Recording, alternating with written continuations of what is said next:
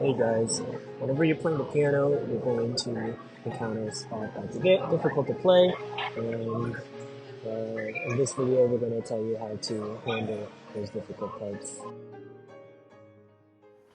Hey class, so today we're going to be going through what do you do if you encounter a difficult section in a piece you're playing. So it doesn't matter what level you are, there's always going to be like a few parts where you're like, hey, this is a lot harder for me to learn. It might not necessarily be harder, intended to be harder, but maybe just for you, it could be just, oh, it's a little bit difficult to learn. So in this video, we're going to tell you how we are going to tackle that. And our example today will be the coda of Chopin's Fourth Ballade right here.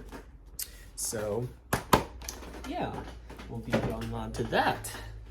So this video is made for the intention that like you already have kind of an understanding of what to do. Like you messed around with this section for a little bit. You're not the best at it, but you want to get better. So this video is made for this purpose. So of course the start of the coda of the Fourth Ballade goes like, right? So it's very hectic. Maybe we want to do a few things. So first, we want to identify a melody. My own piano teacher taught me this, but there's this, you can kind of hear like a rendition of the melody through this coda. It's kind of hard for me to do, but it's like the right, da da da da. Okay, but we want to strip things down to the basics. It doesn't matter if you already know how to play hands together, but we want to go to hands separate using the slow exercise. And remember, I already taught you guys how to do the slow exercise from my first video. So, hands separate, slow exercise. I'm not going to do an example of that, but then after that, we can do hands separate, just without the slow exercise, once we get that up to speed, and then get the hands separately up to speed. So maybe you might want to start hands separately without the slow exercise, like, and then get it up to speed.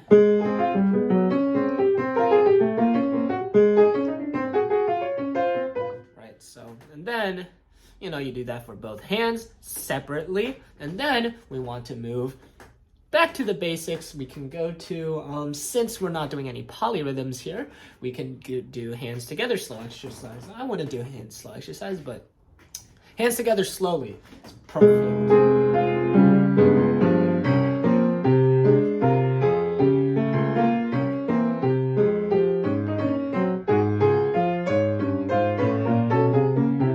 Right, and then you speed it up more and more as you go. So that's really how you handle the hard parts. It's take it to the basics, and then for my very beginner students, what I would recommend is go down very to the basics. If it's like, oh, I don't even know what notes these are, remember I taught you how to read with the leisure lines, C, D, E, F, G, the lines, the spaces. Find the note, and it's okay to do this with every note if you're just a beginner, but then as you become more and more advanced, you can kind of use one note, and if you're trying to like sight read it, you can kind of like, I don't know, infer, just kind of guess, but also as you get better, you'll be able to read notes better. But yeah, so that is really just the basics of how to handle something that's very difficult. So let's go a bit more into depth about this. So when I say like speeding up, I'm not just saying do it on your own, because if you're struggling with a part, it might also mean that you don't really have good tempo, good like rhythming on that part. So we can always take out our handy quartz metronome here. We start slow, right? So I'm gonna move on to a different part of the coda, but it's gonna be like very slow. The one, the bump, like.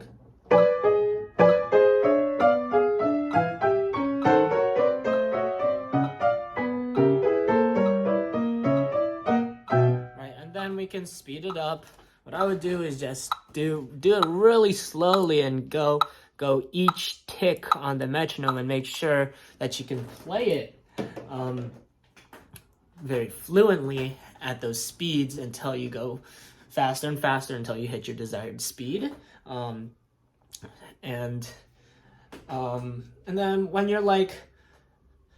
you practice this a lot, you're probably going to notice a few like common mistakes you make, and that's where we have pens. So I like to use pens. You can use pencils, but I like pens. So we have the black pen, which is usually substituted for just a pencil. I do like the pen, but pencils are also very good.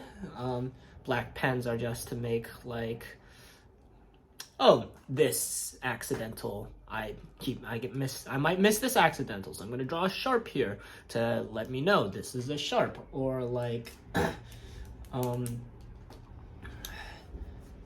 or yeah, this is a natural. Or also the black pen / pencil is also used for me to write down what fingers I use to play for which notes. And now the blue pen I use to kind of highlight things that I do make consistent mistakes on. So like if I'm like, oh, this is sorry about that, this is a mistake that I've been making quite a lot, then I will be like, oh, circle it in blue.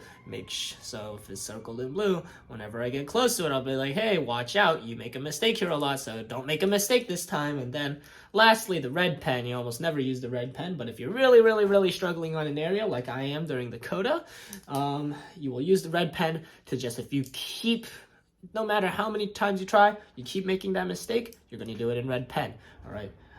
So then when you go back down, so this isn't just like a one-time thing and you're good. You want to keep doing this. And so use the red pen to highlight the mistakes that you just keep on making. So yeah, that's the end of this video. I hope you found this useful, and have fun practicing, guys. Yeah, thank you.